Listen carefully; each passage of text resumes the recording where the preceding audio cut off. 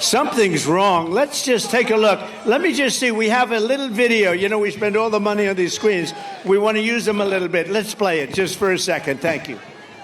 The Kamala word of the day is clearly story. It is your story and the story of our friends before you is really, that's the American story, right? In telling your story and being so strong in the way you do it, and both of these stories, for you to tell these stories, this story is a story that is sadly not the only story.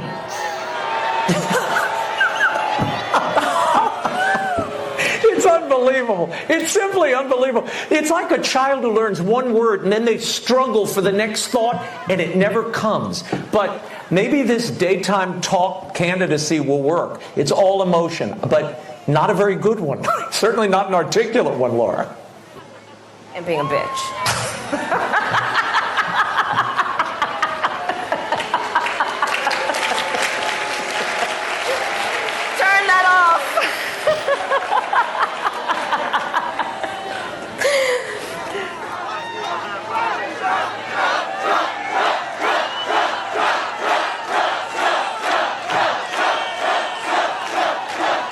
That's not what you want. That's not what you want.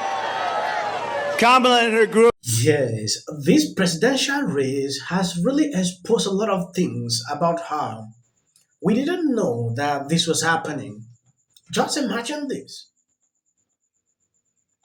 We cannot ignore this. It is impossible to see this and bypass. I saw this video recently, and this same Kamala is begging for the second debate.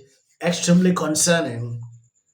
We saw what happened at the first debate on ABC, and a lot of controversy surfaced online. She now wants another debate on CNN. We know CNN, and she rejected that on Fox News. You can understand. So they want everything to be on their hands.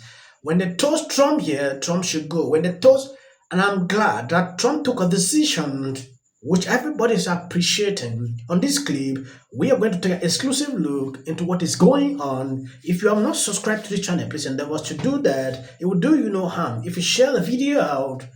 Kamala and her group have seen what's happening to their campaign, and it's not going well for them. And they would like, just announced a little while ago as I was coming off the plane, they would like to do another debate.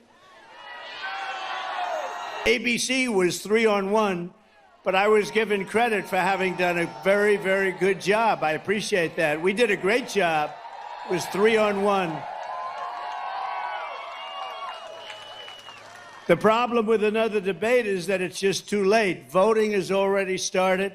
She's had her chance to do it with Fox. You know, Fox invited us on, and I waited, and they turned it down.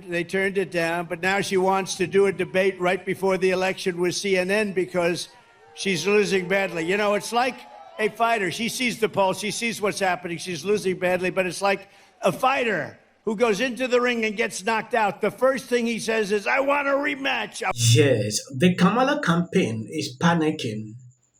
Why am I saying this? Why are they requesting another debate? When you look at recent polls, you realize, oh, she is fine, but not performing like Obama, Hillary, or the rest Democrat presidential nominees. Now they look at this. Trump has never performed this way. What is going on? If Trump can really perform like this, it therefore means she is in danger. They thought that she will have a boost after the first debate. Now they didn't see that. So the only thing they have to do is to bring another debate.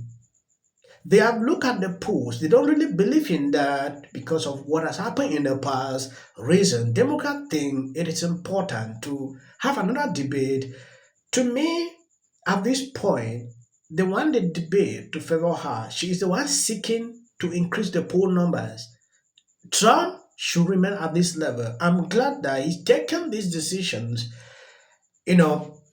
Refusing the next debate, which is amazing. A lot of people applauded him for doing that. For Anderson Cooper, one of the big stories out there right now is the polling bump for Harris following the debate. Now, I don't know whether to trust polls. We were supposed to trust them in 2016, and they were wrong. In 2020, they were pretty wrong. Trump has traditionally underperformed in these polls. So how do you approach polls? I mean, there's polling and there's trends. How do you approach what's going on in the polling? Do you care? I mean, I report on them. I think they're interesting to talk about and look at, and particularly when you dive deep on certain subjects, like who's seems to, what trend lines are there. You living in the crosstabs is what you're saying? Yes. We have some great people who look at polls. But in truth, just deep down inside, I don't think I buy them. Like, I just don't.